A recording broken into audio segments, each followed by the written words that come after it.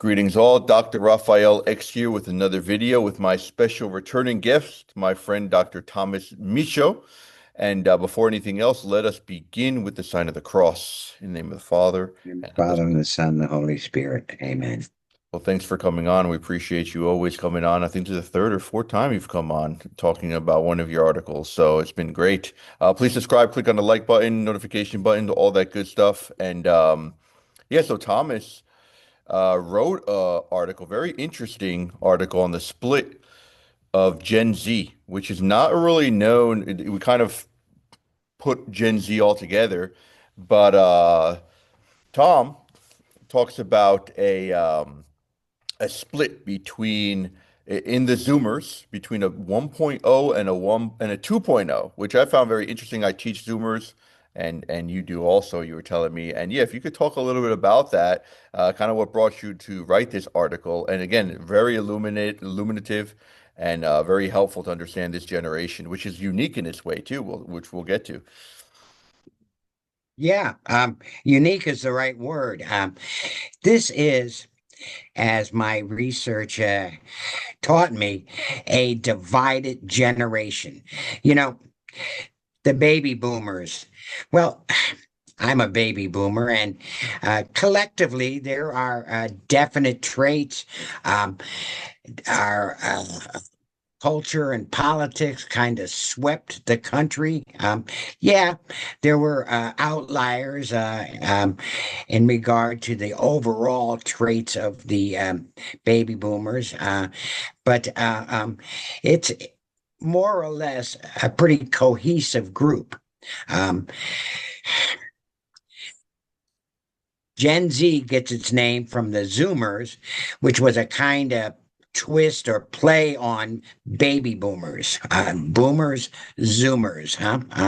Um, uh, the millennial generation is in between, more or less, the boomers and the Gen Z types.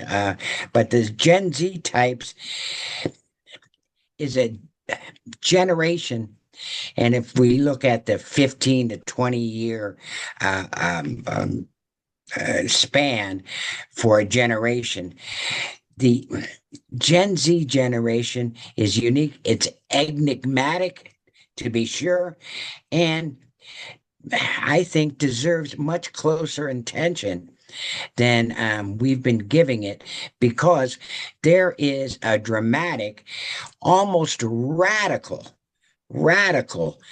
separation between the younger Gen Zers and the older Gen Zers. What are the age groups? The younger Gen Zers, and I will call them the 2.0, are more or less 18 years old to 24, 25 years old. The olders range from 25 or so to one could even say 34 or 35 years old. Typically, Gen Zers are categorized as being from the 18 to the 29, 30. But if one understands this split that I'll explain coming up, if one understands this split, the traits of the younger and the olders being the 1.2, the youngers the 2.0, huh? Um, uh, is something I don't think which has happened before in the generational sweeps within our culture. And this is not something confined to the United States. Mm. Indeed, it is actually now developing and has developed in Western and parts of Eastern Europe as well. This is an enigmatic generation. It's almost like two generations in one. And we in order to be accurate and appreciate exactly what's going on with this generation, I think we've got to acknowledge this split. The 18 to 24, 25-year-olds versus the 25-year-olds, even extending up to the 34, 35 years old. Voting patterns, cultural positions, moral positions differ, and it's becoming more and more wide within this generation. I could go on to discuss traits and the differences in traits between Gen Z 1 and Gen Z 2, 1 being the older again, 2 being the younger segment. But any points or Yeah, comments you want to I make at was this one of the things juncture? that you mentioned, and this is pretty clear, is the whole LGBT Q plus whatever letter you want to add. The popularity has really incremented with this. It's kind of like it increased, but now it's going down. So this new generation that's coming out is not the same. It's not like they're unique in their own genius in a sense, right? They are. Yes. And I think it has to do with, well, we get to causes to later on, but I think it has to do with because kind of technology has been experimented on them, and now we realize the effects of technology, and parents are kind of like this pushback, basically. But I think the technology was kind of like free flow, all out. This is great. And then now I'm starting to see parents being very restrictive, not giving phones at a certain age. So we're seeing this pushback and it's changing the culture. But sadly, I think they have been victims to this technologization, this crazy type of absolutization of technology. But sorry, I just threw that in there. But you go with your figures because You that's know, what's I factual. think you're definitely accurate in that insight. No question about it. Um, Let me give you a sense of some of these differing traits of the split Generation Z. Um, I'm going to rely on to begin with I should acknowledge a, a researcher, a writer who has really done um, um, Hmm. is at the forefront in discovering, so to speak, this split, describing it and researching it in depth is a writer, Rachel Janfera. That's a name I'll refer back to in the course of our discussion. But she has been instrumental in alerting those of us who are interested in generational history, alerting us to these major differences. And politicians have to be alert to this. They have to recognize exactly what's happening within the development of these age groups. But a commentator such as, and someone I appreciate greatly, Ben Shapiro has written on Gen Z, especially after Zoran Mamdani, excuse me, was elected mayor of New York City. Um, um, an article he penned, Shapiro, uh, entitled Generation Zoran. It's kind of a play, puts the Z in the parentheses. So it's Generation Zeron or Zoran, about what happened there and what does this election of Zoran signal um, um, regarding the Gen Z. Now, Shapiro, unfortunately, doesn't recognize the split in Gen Z. However, his analyses of Gen Z 1 are right on. I think they are incisive and illuminating into what this older segment of Gen Z believes. He states, what is the philosophy of Gen Z? Now, again, he doesn't acknowledge or recognize this split within Gen Z, but he asks the question, what is the philosophy of Gen Z? His blunt response is, Raphael, ingrained victimhood. Ingrained victimhood. What does he mean? He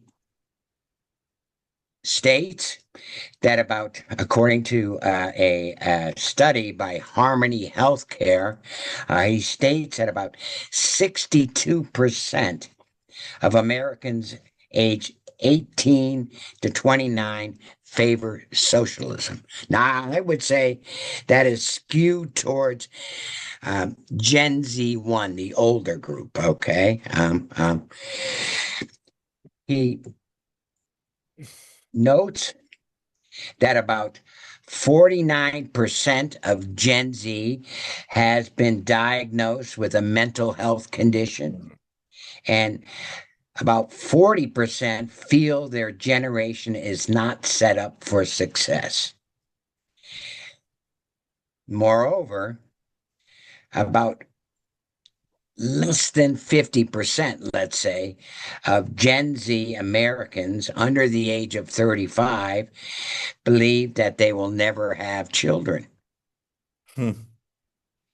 Wow. This foreboding general assessment of Gen Z, but again, I think it is really focused on Gen Z 1.0, the older group segment, okay? He says suffers from a malaise of existential dread, which has sunk its roots into their hearts. Right. The ingrained victimhood. He claims that this victimhood is the result of years of educating them in through various mainstream social media, the schools, educating them that their country is irrevocably flawed. They have no path to success, that their future is loneliness and stagnation. He says we've destroyed the institutions that inculcate virtue and provide meaning. In addition, our political class has convinced them that their choices are not their own and their failures are the fault of some sort of vaguely defined system, and that the best way to earn the pity of others is to justify their own shortcomings by blaming someone else. And again, I think this fits the older Gen Z. They're still young people to me, older Gen Z persons as well to a T. It's like a despair. This, Right? It's like a yeah, this despair. malaise of existential dread. Mm. Within it, they tend not to appreciate our own nation's history, some of the basic principles established in the founding of the nation, and they resist, negate, cancel any kind of genuine free speech which would contest their political view. And that political view is what we now recognize as the woke. The woke. Their voting patterns in New York, the 25, 26 to 35-year-olds were the ones basically who elected Zoran. And it's curious that the majority of them, in terms of the voting analyses, were young women between the ages of 26 and more or less 35. Wow. Curious. And as I said, they have a real resistance to free speech. They're accepting of as the woke are typical for accepting the transgender ideology. They are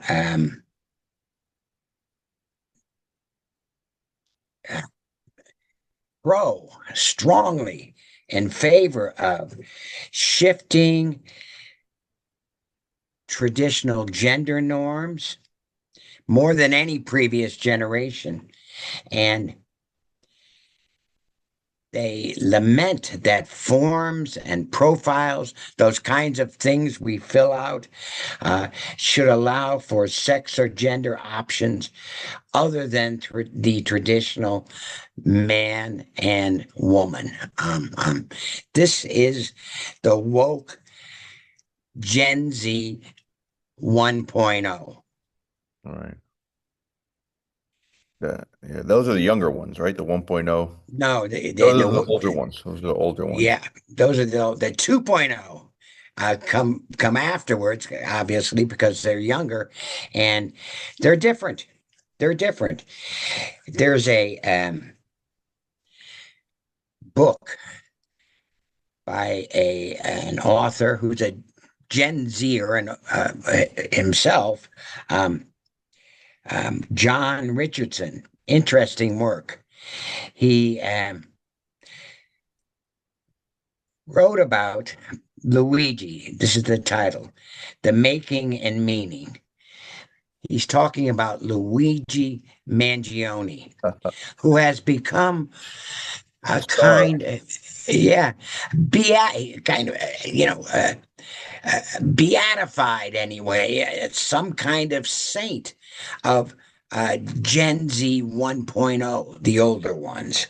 Um, um, he suggests that a staggering or cites that a staggering 40, this again is Richardson, a staggering 41% of Gen Zers, and again skewed towards the older ones, are agree that it is somewhat or completely acceptable to kill a CEO, like Mm. the assassinated Brian Thompson CEO. Yes, the Gen communist. Zers That's the are communist. The end justifies the means, basically. right. They're anxious, angsty, and angry, and they place politics at the center of their personal identity. Politics is at the center of their personal identity. They don't believe that the system is working. I mean, again, as Shapiro had pointed out, ingrained victimhood. They believe that something has to be done, and maybe it's their age group. Hmm. Mangione himself, Richardson points out, is suffering from classic Zoomer dread.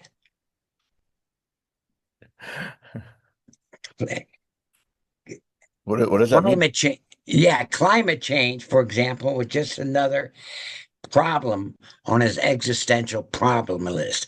This is that existential malaise, not just a negativism, a kind of nihilism, where they don't have anything really to believe in, thereby centering themselves on woke politics. This is their identity, All right, all right. an identity that reinforces victimhood.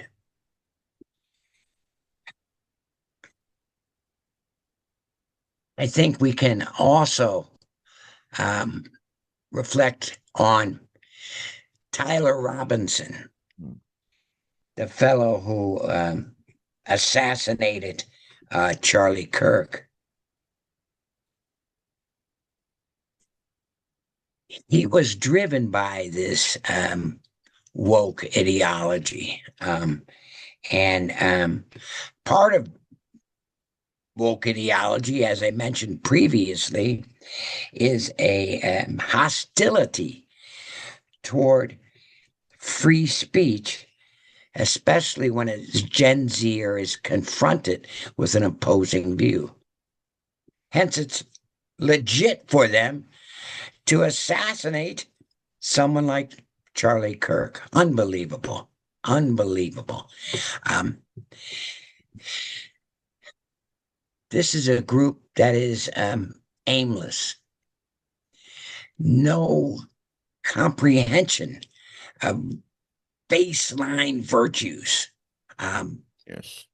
finding their identities in social media delivered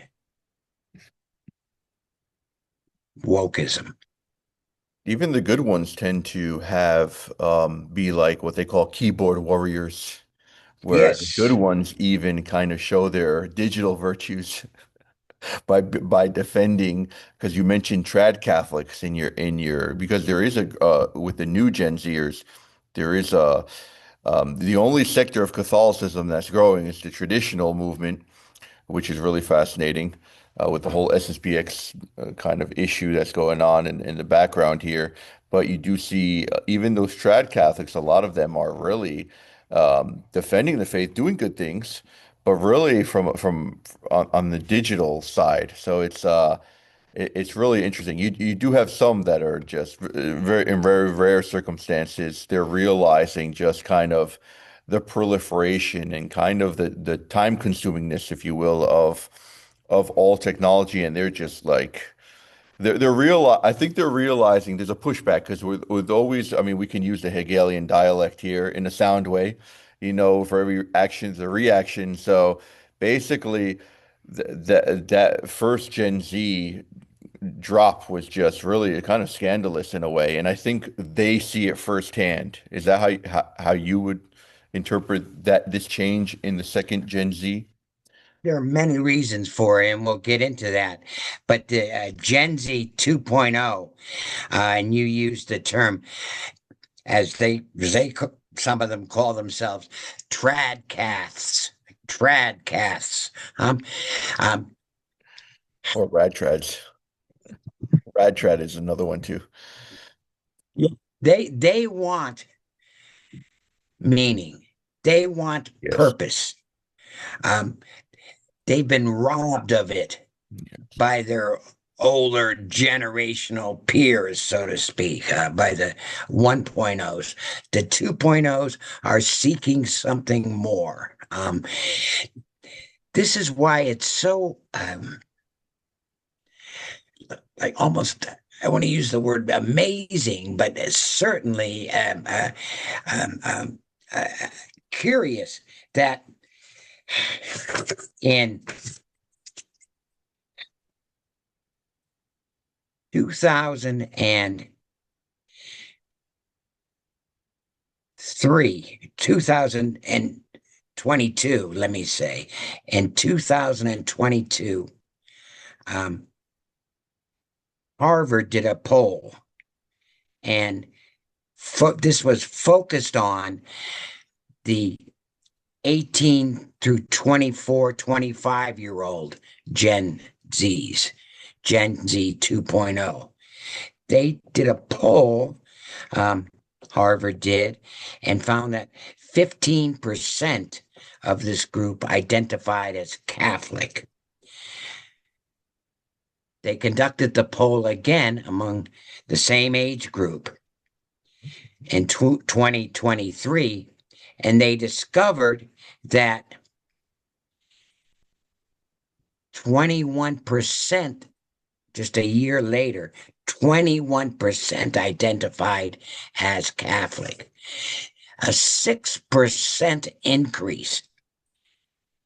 6% increase in 1 year.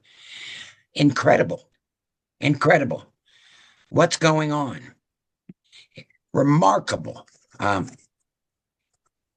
this increase is continuing. Continuing. At the forefront, as we said, being called a tradcast or trad, I'm not quite sure. But what's going on with these tradcasts, traditional young Catholics, is a liberation. They're finding in Catholicism, in traditional Christian denominations, they're finding liberation from they would consider to be aimless, pointless, identityless views of their older woke generational mates. They want to be freed from that Zoomer malaise. They want to overcome that Zoomer dread. And Catholicism, traditional Christian worship, offers them hope. Yeah. Offers them a kind of promised salvation that they weren't getting at all Right. from the woke. It offers them, Raphael, a chance to explore, to affirm and explore their identities as persons over and beyond just a political ideology.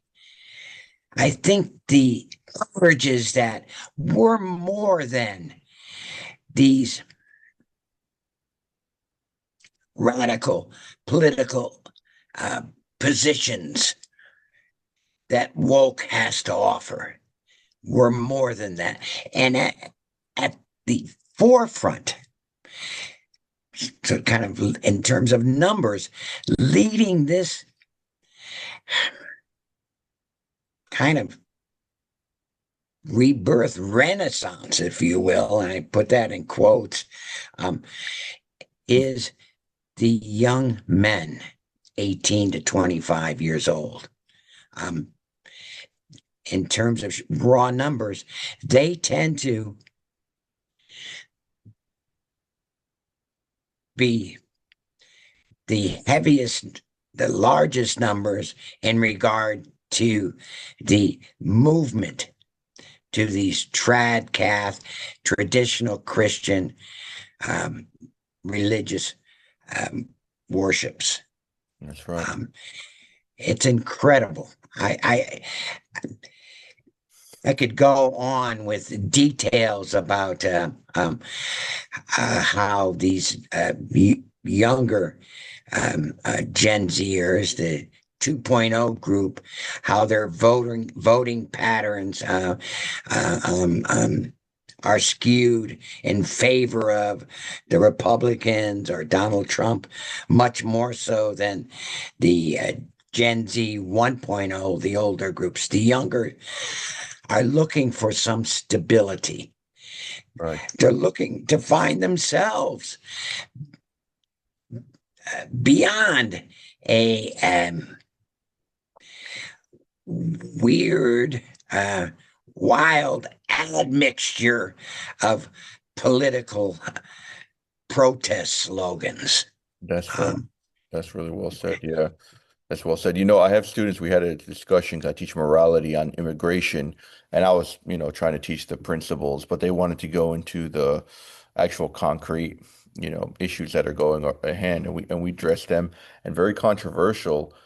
And I realized that it was very skewed. They were very focusing on, for example, the evils of ICE, which is a very common thing.